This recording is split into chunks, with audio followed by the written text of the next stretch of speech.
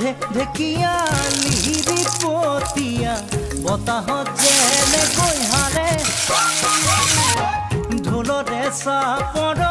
তোৰে লাহি কঁকাল দুচেও তিনি চাকৈ ভাগে তোৰ দৰে নাচনি দেখি শ্ৰীকৃষ্ণই বাঁহী বজাইছিলে চাগে মোৰ মইনা ঐ বাঁহী বজাইছিলে চাগে ঢেকিয়া লিহিৰি পতিয়া বতাহত যেনেকৈ হালে তোৰে চাপৰ তোৰে লাহি কঁকাল দুচেও তিনি চাকৈ